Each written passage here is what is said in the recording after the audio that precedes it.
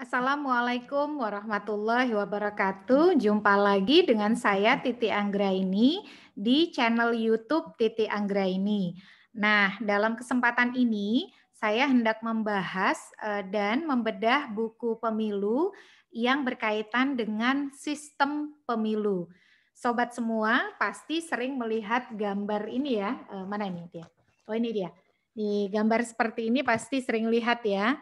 Ini adalah kalau kita sering sebut apa namanya tuh pohon pemilu gitu ya. Pohon sistem pemilu atau the electoral system families. Keluarga besar sistem pemilu, keluarga besar sistem elektoral. Nah, di dalam eh, apa tabel bagan ini itu kelihatan sistem pemilu secara umum di dunia ada pluralitas mayoritas, lalu kemudian ada proportional representation atau perwakilan proporsional, kemudian mix, dan yang terakhir lain-lain gitu ya. Ini teman-teman semoga bisa lihat nih. Ini di electoral system families, keluarga besar sistem pemilu. Nah, ini ada diulas di dalam buku yang taran judulnya Electoral System Design. Ini saya tengahin ya. Electoral System Design, The New International Idea Handbook gitu. Jadi saya akan mengulas soal buku panduan desain sistem pemilu yang diterbitkan oleh International Institute for Democracy and Electoral Assistance atau International IDEA. Penulis buku ini, jadi penulis buku ini adalah Andrew Reynolds, Ben Reilly, dan Andrew Ellis. Jadi ada 3 orang penulis utamanya, Andrew Reynolds, Ben Reilly, dan Andrew Ellis. Orang-orang yang bergerak di isu kepemiluan pasti sangat familiar dengan 3 nama tersebut. Lalu di dalam kontributornya di buku ini juga ada nama Jose Antonio Chelbap, lalu Karen Cox, Dong Liseng, Jorgen Elklit, Michael Gallagher. Siapa yang nggak kenal Michael Gallagher? Lalu ada Alan Hicken. Nah, siapa juga yang tidak kenal Pak Alan Hicken?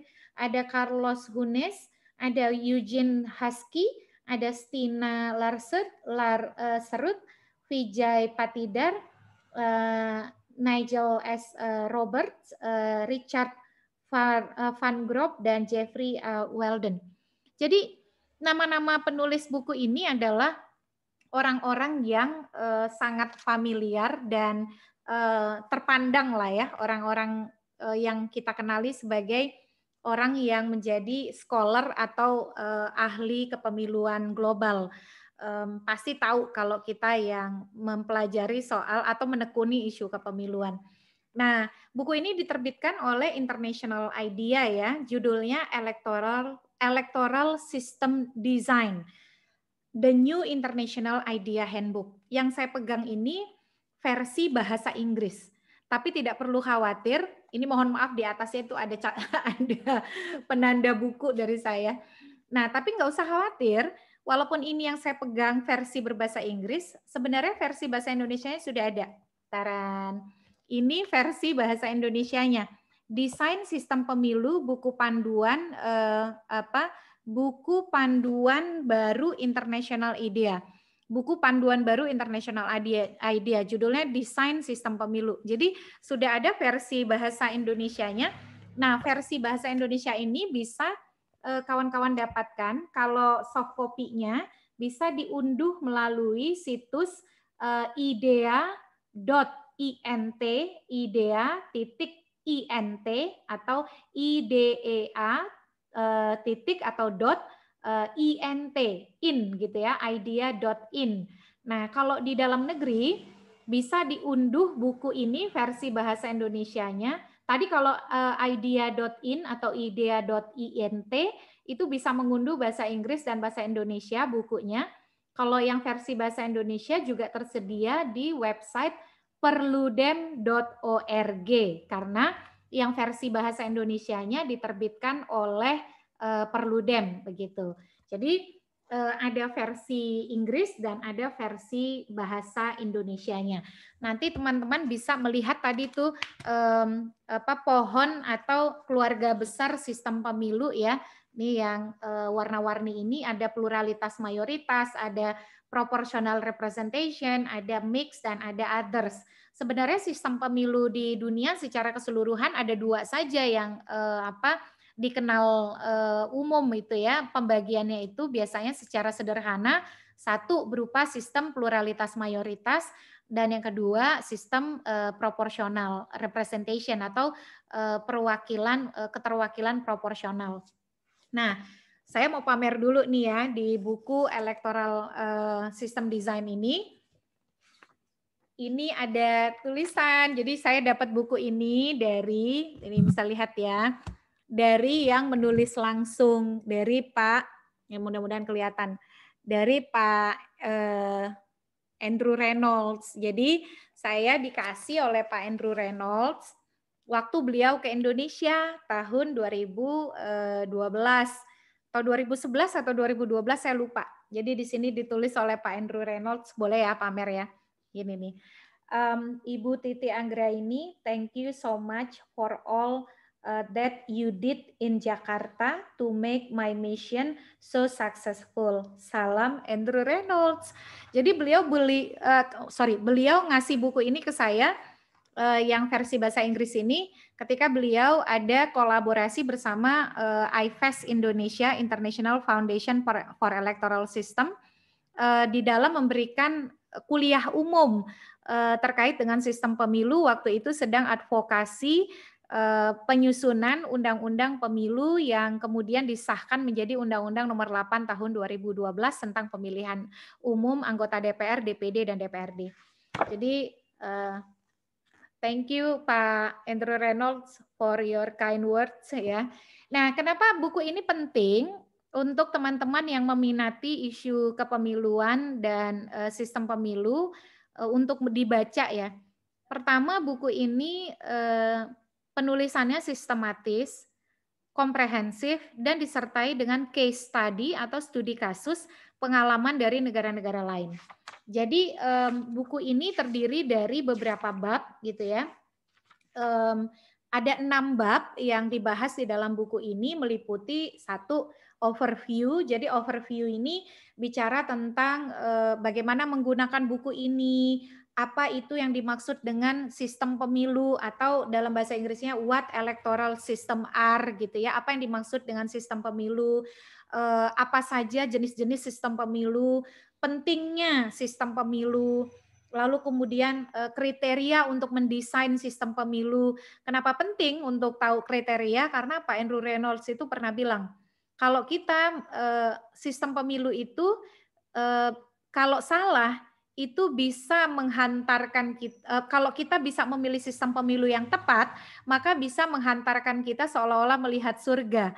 Tapi kalau kita salah memilih sistem pemilu, kita bisa punya perjalanan cepat menuju neraka. Wah, saking segitunya ya ilustrasinya gitu. Jadi sistem pemilu itu penting bagi suatu negara. Dan dalam konteks itu Profesor Andrew Reynolds juga mengatakan tidak ada sistem pemilu yang ideal untuk suatu negara. Jadi tidak ada sistem pemilu yang, apa sih sistem pemilu yang ideal itu tidak ada. Yang ada itu adalah sistem pemilu yang cocok untuk suatu negara. Nah, cocok ini bergantung pada kondisi politik, sosial, budaya, politik hukum di suatu negara, sehingga pilihan itu diambil oleh negara tersebut. Begitu. Tentu ada kriteria-kriterianya. Di sini dibahas di dalam buku ini. Lalu kemudian ada juga dibahas tentang proses perubahan sistem pemilu. Jadi mengubah sistem pemilu itu tidak bisa berganti-ganti, ganti pemilu, ganti sistem, ganti pemilu, ganti sistem. Karena sistem pemilu itu bukan hanya soal kepentingan peserta pemilu, tetapi juga melibatkan masyarakat. Nah, sistem pemilu itu sendiri kalau secara sederhana di buku ini dimaknai sebagai bagaimana mengkonversi suara menjadi kursi. bagaimana mengkonversi suara menjadi keterpilihan berupa kursi gitu ya. Kalau pemilu presiden berarti kursi presiden, kalau pemilu DPR berarti kursi DPR, kalau DPD berarti kursi DPD dan seterusnya. Jadi sistem pemilu itu adalah bagaimana mengkonversi suara menjadi kursi dan variabelnya itu ada banyak. Selama ini kan kita cuma tahu sistem pemilu itu kalau tidak mayoritarian ya proporsional gitu ya. Kalau di Indonesia mayoritarian itu disebut dengan sistem distrik gitu. Padahal distrik itu kalau bahasa Inggris artinya daerah pemilihan. Mungkin karena sistem mayoritarian itu identik dengan sistem pemilu di Amerika Serikat yang dikenal dengan first past the post yang memperebutkan suara dari distrik-distrik. Jadi biar gampang diterjemahin distrik gitu. Padahal sistem pemilu distrik itu dalam praktik global dikenal dengan istilah sistem pemilu mayoritarian gitu ya. Mayoritarian atau pluralitas mayoritas gitu, plurality majority. Nah, itu tadi overview dari buku ini di bab 1. Di bab 2-nya dia bicara soal the world of electoral system. The world of electoral system itulah yang ada gambar ini. Jadi gambar ini merupakan bagian dari bab 2 yang bicara tentang the world of electoral system. Jadi sistem pemilu di dunia gitu. Nah, ini teman-teman tuh bisa lihat apa saja sistem pemilu yang ada di dunia. Nah, yang bab ketiga itu membahas bab ketiganya ya. Bab ketiga membahas soal ini biar kelihatan nih saya baca posisinya. The system and their consequence. Jadi sistem pemilu dan konsekuensinya. Karena sistem pemilu misalnya pluralitas mayoritas itu pasti akan membawa konsekuensi. Kalau kata Maurice Duverger, konsekuensi logis atau alamiah dari sistem pemilu pluralitas mayoritas itu apalagi kalau dia menerapkan sistem satu dapil satu kursi gitu ya, pluralitas mayoritas itu akan menghasilkan sistem dua partai seperti di Amerika Serikat yang memberlakukan first past the post atau yang memperoleh suara terbanyak menjadi pemenang atau the winner takes all gitu. Nah, lalu kemudian di bab 4-nya dia membahas electoral systems, institutional frameworks, and governance. Jadi sistem pemilu, kerangka institusional, dan tata kelola pemerintahan atau governance gitu ya, tata kelola pemerintahan. Jadi ada relasinya antara pilihan sistem pemilu, kelembagaan, dan tata kelola pemerintahan yang akan berjalan. Lalu di bab kelima bicara tentang cost and administrative implication of electoral system. Jadi biaya dan implikasi administratif atas pilihan sistem pemilu. Dan yang terakhir di bab 6 bicara tentang advice for electoral system designers. Jadi saran-saran bagi para perancang sistem pemilu. Di sini bicara tentang bagaimana perubahan sistem pemilu terkini, lalu bagaimana kemudian menentukan batasan-batasan daerah pemilihan. Karena kalau bicara soal sistem pemilu bukan hanya soal buka tutup, proporsional terbuka atau proporsional tertutup atau first past the post, winner takes all, mayoritarian gitu ya. Tetapi juga ada bagaimana metode pencalonan, bagaimana metode pemberian suara, bagaimana ambang batas parlemen diberlakukan, bagaimana mengkonversi perolehan suara peserta pemilu menjadi keterpilihan, dan seterusnya. Termasuk juga bagaimana menjadwalkan pemilu atau penjadwalan pemilu serentak atau tidak, itu juga bagian dari sistem pemilu. Nah, tadi saya sudah kasih lihat soal ini ya, ada di electoral system families atau keluarga besar sistem pemilu di dunia. Nah, selain itu yang menarik, dia ada studi kasusnya nih, seperti ini ya. India, teman-teman bisa lihat India first past the post and a grand scale grand scale gitu ya. Ini kok maklum bahasa Inggris jadi belibet. Jadi first past the post di India dalam skala besar. Termasuk juga dia ada contoh-contoh surat suaranya nih. Tuh, jadi yang sebelah kiri ya, kalau di layar tuh itu adalah contoh surat suara yang diberlakukan di Mumbai, berarti di India nih. Ini di India nih, ini contoh surat suaranya nih. Enaknya tuh begitu di buku ini, dia ada contoh-contohnya, ada studi kasusnya, ada contoh surat suaranya. Jadi kita belajar sistem tuh lebih komprehensif gitu. Ini bab 6, jadi bicara soal saran-saran untuk desainer sistem pemilu. Kemudian dia juga enaknya baca buku ini ada further reading atau bacaan lebih jauh atau lebih lanjut. Kalau kita ingin mendalami isu sistem pemilu, kita bisa membaca melalui referensi-referensi yang ada di dalam lampiran atau aneks C buku ini. Selain itu juga dia punya seperti ini nih, ini ada about the authors ya, tentang penulis. Jadi Profesor Andrew Reynolds itu adalah Profesor Political Science atau ilmu politik di University of North Carolina di Amerika Serikat. Jadi Prof. Andrew Reynolds ini adalah Profesor ilmu politik di Universitas North Carolina di Amerika Serikat. Sedangkan Pak Ben Reilly itu adalah Senior Lecturer in the Asia Pacific School of Economics and Government at the Australian National University atau ANU. Banyak banget memang Indonesianis di ANU ya. Ada Pak Edward Aspinall dan seterusnya.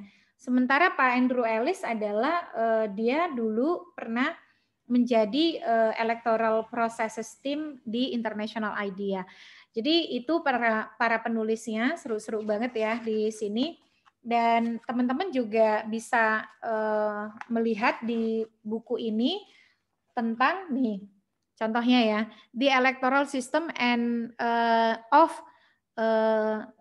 sistem pemilu di 213 negara merdeka dan wilayah-wilayah terkait gitu ya. Ini bisa dilihat nih di sini ada daftar negara-negaranya dan apa saja sistem pemilu mereka. Mohon maaf, mudah-mudahan nggak terganggu ya dengan ini nih post-it warna biru biasa saya pakai untuk menandai halaman-halaman penting. Nah, jadi teman-teman itu ulasan bedah buku pemilu kali ini. Teman-teman bisa baca yang versi bahasa Inggris, sama-sama isinya sama ya, dan versi bahasa Indonesia. Memang menerjemahkan istilah-istilah kepemiluan bahasa Indonesia itu kadang-kadang tidak mudah. Makanya kalau bingung dengan istilah bahasa Indonesianya, bisa melihat ke buku yang bahasa Inggrisnya. Dua-duanya bisa di-download di idea.int atau perludem.org.